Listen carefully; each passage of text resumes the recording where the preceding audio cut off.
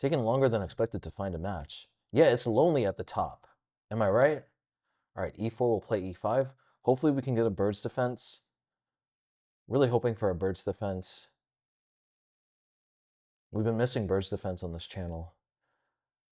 We've also been missing birds opening, though. I've been trying to get birds opening for like 5 straight videos, but they keep on giving me black. Take it up with chess.com, people. People are complaining. Ooh, c3, look at this. We have queen g5 here. I love this. Have I done this chapter yet? No, but we're getting the piece. It's time to go. All right, bro is continuing to play. And I'm going to put my queen on d3. Look at that. Look at how annoying that is. Look at how annoying that is. That is such an annoying thing. We'll just play knight f6 here. I'll just start developing. He's going to have to trade off my queen sooner or later if he wants to develop the rest of his pieces. Play bishop c5. I guess no, if e5, I just take on d5. Yeah, the game is just over from what I understand. He can't even play queen e2. I would just trade and then take on e4. There, we'll play d6. Could I play bishop g4? Let's play bishop d4. Yeah, this might be the shortest video I ever published. Yeah. Bro just dropped a piece. I love bird's defense so much. It's so sneaky. It's so sneaky and it's so crafty. Yeah, what is bro gonna do? Yeah, let's look at the game review. All right, so the good news is I played pretty much a perfect game. I got 95.2. Yeah, let's get to the game review. So e4, e5, we got all this. c3, yeah, c3 is not considered completely correct. You just play queen g5 here, you're hitting these two. They have to play bishop f1, and then the theory gets crazy after queen g6. I have not done this chapter yet. I have 6 chapters left to do in the e4, e5 course. 6 chapters, maybe 5 chapters, but yeah, like it's still a ways off from being completed. This is one of the few chapters I still haven't done yet. And yeah, this is a very interesting position. We would be on equal ground here if he had played this. Anyway, so man castled. I just took the bishop, of course. Takes. I really like queen d3. Computer likes d5. I didn't like the idea of knight c3 and then something like this.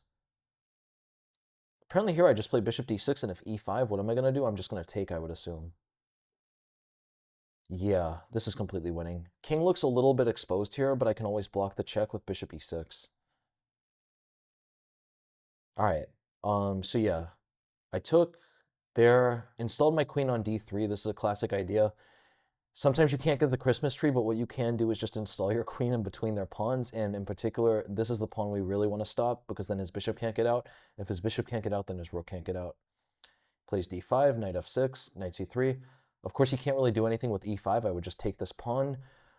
I'm happy to take as many pawns as I possibly can. I just probably don't want to take the pawn on the e file just yet, because then maybe he'll get some initiative. So takes, and yeah, this would just be over. Instead, man played knight c3.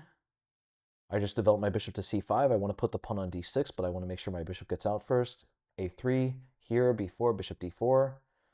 Plays bishop e2, and I castle, and he just resigns here.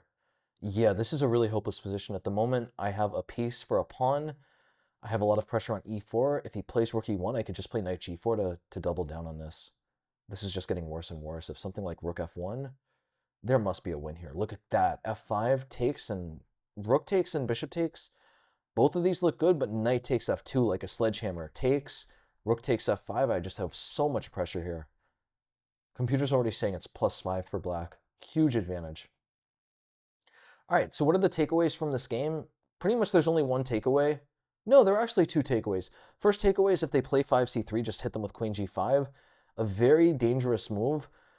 From what I understand, I looked at the statistics, only half of the people in this position, only half of players find bishop f1 here. So already here, if you just get to this position, you have like a 50-50 chance of being much better. If they play something like queen e2, you just take on g2 and you're much better.